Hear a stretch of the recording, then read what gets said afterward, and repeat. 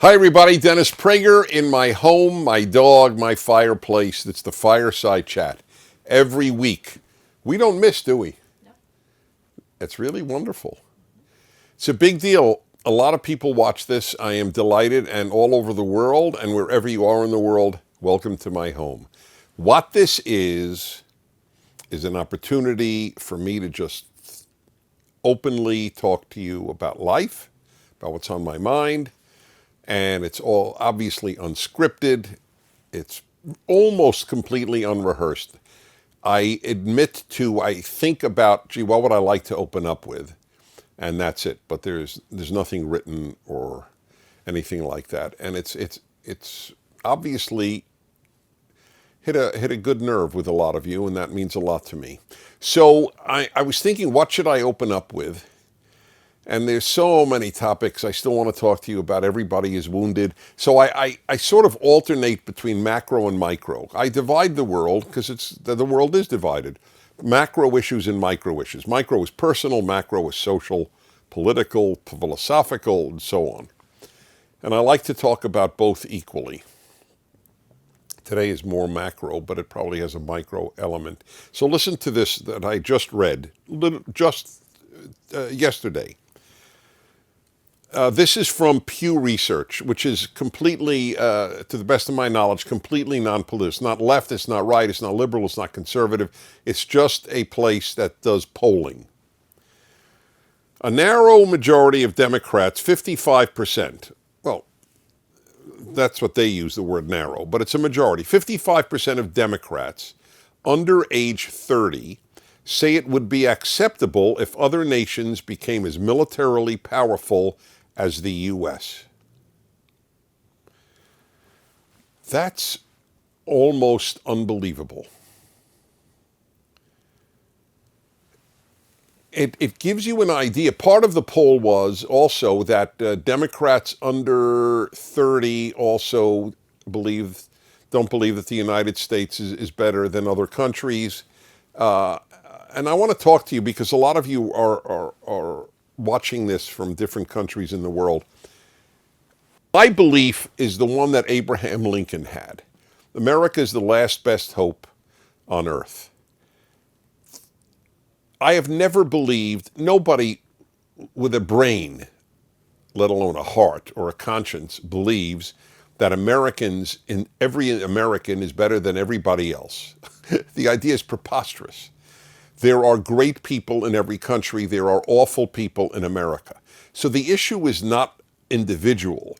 The issue is the society that has been attempted to be created in America. I do believe America is the last best hope, as Abraham Lincoln did, because of its commitment to liberty, because of the American Trinity. In God we trust, e pluribus unum, from many one, which is what e pluribus unum means, and liberty. That's why why did France give the Statue of Liberty to the United States? Why didn't it give it to England or Norway or Japan or China or any other nation? Obviously, the French have a great deal of pride in France, and they should, by the way. I think it's wonderful, whatever country you are. I want you to have pride in your country. Obviously, deserve pride, but pride in your country. That's a wonderful thing. I'm a big believer that people should believe in their country. That doesn't mean unquestioning. It doesn't mean accept all of the bad things. It doesn't mean that at all. But it's like a family. I want you to have a commitment to your family. When kids send Mother's Day cards, you're the best mother in the world. Are they dismissing all other mothers on earth? No, I want you to feel that your mother's the best. That's fine. It's not an issue. But objectively, the fact that France gave America the Statue of Liberty was because America earned it. This is the country of liberty. That's why people from so many countries have come here and found liberty. That's endangered today, the liberty. But that's disturbing, this poll. The left has had a terrible impact, not liberals. Liberals don't think this way. But the left has had a terrible impact, as it does everywhere, on American young people, in every aspect of their lives, and including the left's radical secularization. You know, young Americans are committing a suicide at a greater rate than at any time in recorded American history. Now, why would that be? Few of them are hungry than ever before. Few of them are poor than ever before. More go to college than ever before. You would think that this would be the least likely generation to commit suicide. Obviously, there's a lot missing.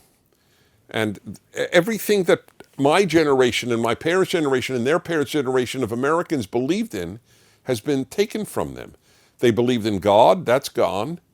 They believed in religion, that's gone. They believed in America, that's gone. They believed in their future, that's gone. Oh, you'll die because global warming will drown you. Your past is awful, genocidal, racist past. Your future is awful. You're going to die in 10 years. And there's no God and there's no religion. It's terrible.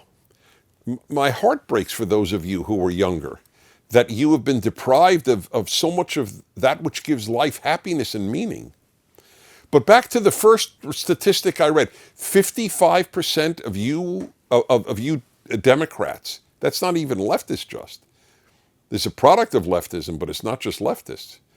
Democrats, 55% under the age of 30 think it's not important for the United States to be the strongest nation. They would want other nations to be as strong. Even other nations don't want that. Do you know how many nations want America to be the strongest? Every free nation would like America to be the strongest nation in the world, because they know that liberty, that freedom on earth is protected by America. Why does Japan want us to have troops in Japan? Why does Germany still keep our troops in Germany? Why does South Korea keep our troops in South Korea? Why? Because they understand the real threats to their independence and liberty without the American shield. You don't think Americans would love to take all our soldiers home? You think we enjoy having our sons and daughters all over the world in dangerous situations? No. But there is a very strong moral impulse to America. And part of that impulse is protect other people. Protect the especially those who are threatened by bullies. It's not only bad for America, it's bad for the world that a majority of young Democrats think that it's not important for America to be the strongest country. I have often said if they gave a Nobel Peace Prize to someone who really deserves it, it should be given to the United States military. The United States military has protected liberty more than any other force in the world, and continues to. This shows you the shattering impact, the amoral impact of leftism in our universities, our high schools, our elementary schools, our media, and how it's had an impact on Americans under 30. And I would like to ask those Democrats, well, not millennials, Democrats. I'd like to ask these Democrats under 30, I'd like to ask you a question. What country would you like to see as strong as the United States? China? Russia? Iran? North Korea? Who would you like to see? Would you like to see France as strong as the United States? Fine with me. But I don't think the French want to spend that amount of money on weaponry. So we sacrifice a tremendous amount of, forget blood, treasure, of money that other countries, other free countries don't. President Trump has in effect coerced NATO countries to spend more, to spend what they promised they would spend on armaments. They don't want to. We don't want to either. It's no fun spending on military. Everybody rather have it spent on something else or reduce the national debt. We do it for America and for the world. There's a very deep commitment in the American fiber to protect liberty of other countries. This is very, very disturbing. And those of you living in countries that are threatened by bullies, you should be even more upset than I am that a majority of young Democrats in the United States don't think America should be the strongest country. That's a problem. All right, we go to your first question, and here we go. I press the magic thing here, and up comes a questioner. There you are. Hi. Hi, my name is Heather Strickland, and I am 19 years old, and I go to school at Enterprise State Community College in Enterprise, Alabama, and I'm also a part of Prager Force as well. My question for you today is, what is some advice you can give to a college conservative student who is in a debate with a left-wing student and the topic is about abortion? Thank you. Thank you, Heather. Okay, I've been to Alabama, but not to Enterprise. So let's get that clear. Some advice you can give a college conservative student who was in a debate with a left-wing student and the topic is about abortion. So let me tell you, you will not predict my answer. It is a big mistake to open up or even argue for making it illegal. If you want to in any way touch this person, then you have to say, let's not talk about legalization. Let's just talk about two other things: morality and knowledge. That's and the person say, well, what do you mean? And they would be right. What do you mean? So let's start with the morality. If you watch my PragerU video, and you should, that will give you guidance on how to approach this issue. I say in the beginning, I am not talking about legalization. Or making it illegal. I am only talking about morality. Does the human fetus or unborn, I don't care which term you use, does the human fetus have any right to live? That's the question. If it doesn't have any right to live, then what you're saying is, in effect, the human fetus is identical in worth to a pimple. There is no difference between a baby in the womb and a pimple. Pimple has no right to live, nor does the baby or unborn or fetus. I don't care what term you use. It's a bit odd when you think about it, because everybody believes, I mean, in America, dogs have rights, cats have rights. But that which is in the womb. Now, and also, you're not talking about, just to help you, you said you're having an argument. So to help you, say, I'm not talking about incest or rape. Okay? We'll take that off the table.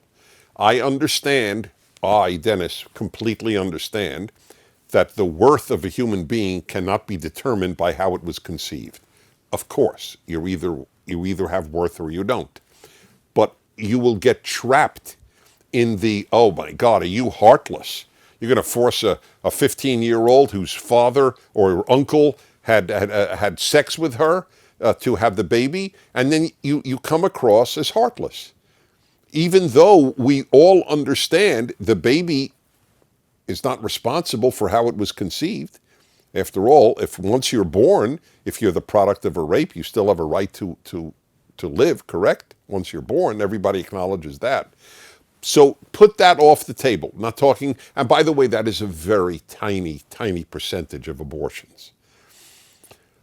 So ask the person this, what I try to do is not even win an argument. I try to present clarity to the person I differ with.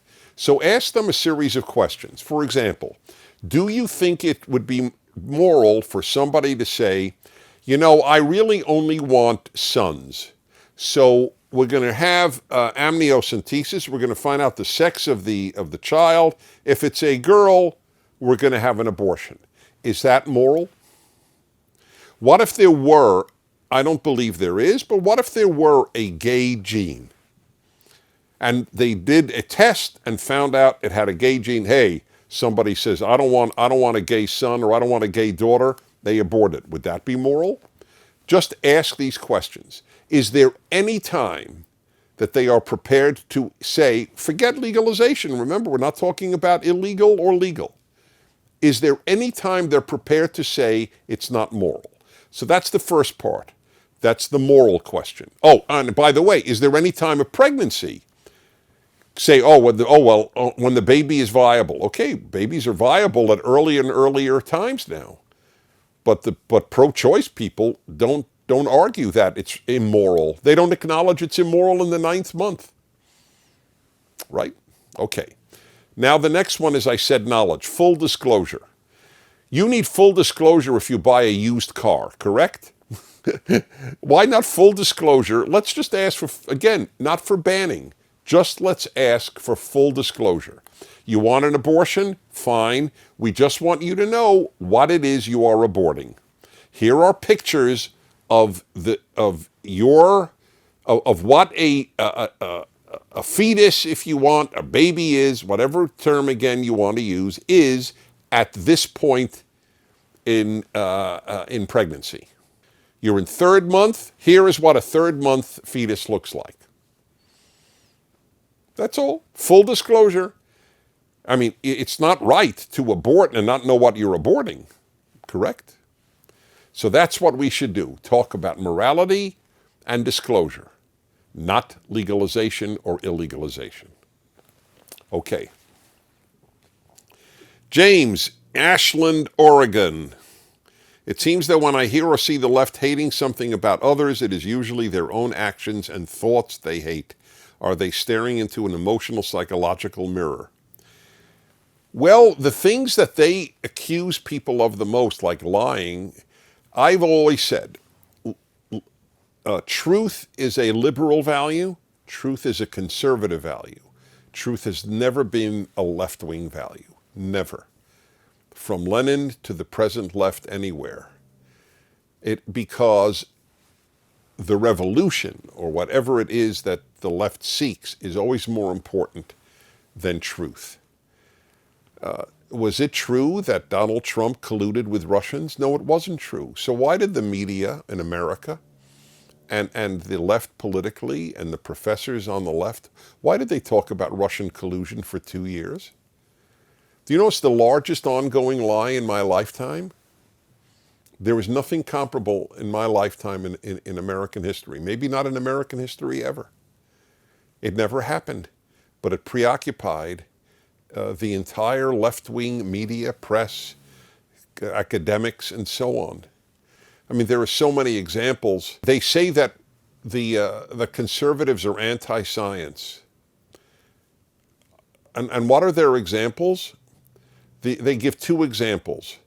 That we don't accept global warming, but very few people don't accept global warming. We're just not hysterical over it. I believe the globe is warming. It's either warming or not warming. That's just a scientific fact. Of course I accept science. But for the sake of stopping a 1-degree increase in the climate, I'm not prepared to bankrupt Western civilization financially and deprive the entire developing world of energy. The price paid is so much greater than the threats. There's hysteria. I'm anti-hysteria. I'm not anti-science. Do you know how long we have lived through? 10 years from now, the world will be engulfed. I read on my radio show a report from a big report in the United States that I think it was in the year 2000, that by 2020, the major cities of the world will be underwater. Nothing that the report reported has actually happened. Same in 1989. We have an AP report, Associated Press. We have 12 years, and then it's too late. There's always 12 years, and then it's too late. But we're doing fine. People are healthier, living longer than ever before. This notion, the fires are all caused by global warming, that's anti-science. That's not true.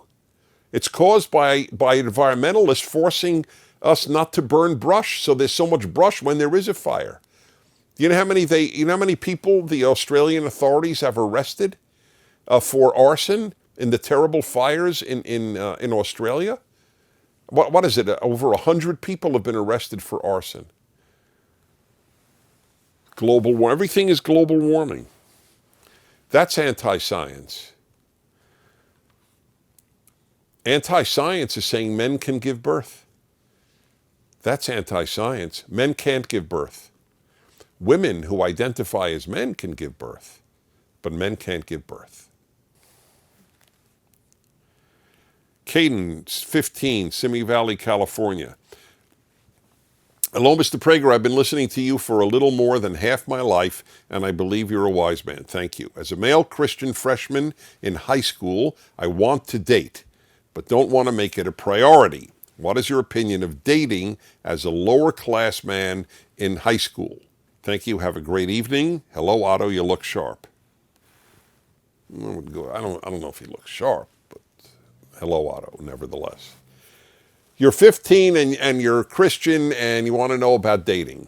First of all, the people to answer this are your parents and your religious leaders. I just want to make that clear. They should have the first and most honored response on your part when you pose this question to them. However, you're asking me, so I don't see anything wrong with you're going to a movie with a girl in your class, let's say, during on some Saturday afternoon, let's say. I don't see a problem. The ideal, I think, is when groups go together. I think a bunch of boys and girls go together, to a restaurant, to a movie, bowling, whatever it might be. I think that's the healthiest. But it is, inevitable that you will want to, talk to a girl, and have something nice going on. And I don't see a problem. You see a problem in this way? You're a Christian, and I don't. you don't see a problem. Exactly. Yeah. Maddie, 18, St. Petersburg, Florida. Hello, Dennis. I hope this question finds you well. It does. I am found well. I love your fireside chats and wanted to ask a question about leadership. What is a good leader, and what characteristics are necessary to be one? Thank you. Okay, this I will tell you. The most important thing in a good leader is not to want to be loved by those you lead.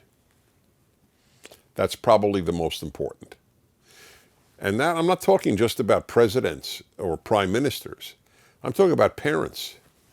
If parents' first and most important aim is to want to be loved by their children, they will be very bad parents. If a teacher's primary concern is to be loved by his or her students, they will be bad teachers. Anyone same with an employer. Anyone who leads cannot have as their first priority being loved by those they lead. My theory on being loved is you should seek to be loved by your spouse and your friends, period. Yes, it is important to work on being loved by your spouse and your peers, but that's it. And we have too many people who want to be loved by, how many people are in politics because they want to be loved, they want the adulation and so on. I've been on radio for 37 years in America. You can hear the show all over the world, by the way. It's easy on the internet. And people do listen around the world. I don't seek to be loved by my listeners. I am loved by many listeners. I know that. I live in the real world. But I do not seek to be loved. I seek to touch people's lives, to use a microphone for good, to enunciate the values you hear on the Fireside Chats and at PragerU. But I do not seek to be loved. It is a very sweet and beautiful thing that I do get a lot of love. I also get a lot of hate, and I have a very good attitude toward both. I don't let the hate go to my heart, and I don't let the love go to my head. That's the key. I'm pretty stable. But I do very much want to be loved by my friends and my wife. I love being loved by my kids. My kids are older now. But certainly in raising my kids, that was not my primary aim. I had to do a good job as a parent. And a lot of times if you do a good job as a parent, you're not going to be loved by your kid. They may even hate you. I used to have a motto, your kid's going to hate you anyway. You might as well do the right thing. I mean, that's just inevitable. It's part of the job of being a leader. You have to do the right thing. You can't ask, will I be loved? Scott, Spartanburg, South Carolina. Mr. Prager, I wanted to first say your show and your works mean a lot to me. Thank you. They have truly changed my life for the better. That is my whole purpose in life, is to hopefully change people's lives for the better. How have you gained peace and strength in some of your darker, lower times of your life? Thank you for your time. And I want to read to you something that I have truly lived by. The Serenity Prayer by Reinhold Niebuhr, great Christian theologian. So listen to this. God, grant me the serenity to accept the things I cannot change, courage to change the things I can, and wisdom to know the difference. That's a big factor in serenity. I've had hard times. I don't know who has not. I have had. So I had the serenity to accept what I cannot change. I just can't. There were times where I just said, I know I can't change this, and God give me the serenity, and I did get serenity. I just knew I can't change it. There's nothing I can do. I'm not going to ruin my life over what I can't change. But courage to change the things I can, yes. If I can change it, I will work on it. And wisdom to know the difference. It is a great, great way of looking at life. I have many other ideas about gaining peace and strength. That's why I wrote a book on happiness. It's called Happiness is a Serious Problem.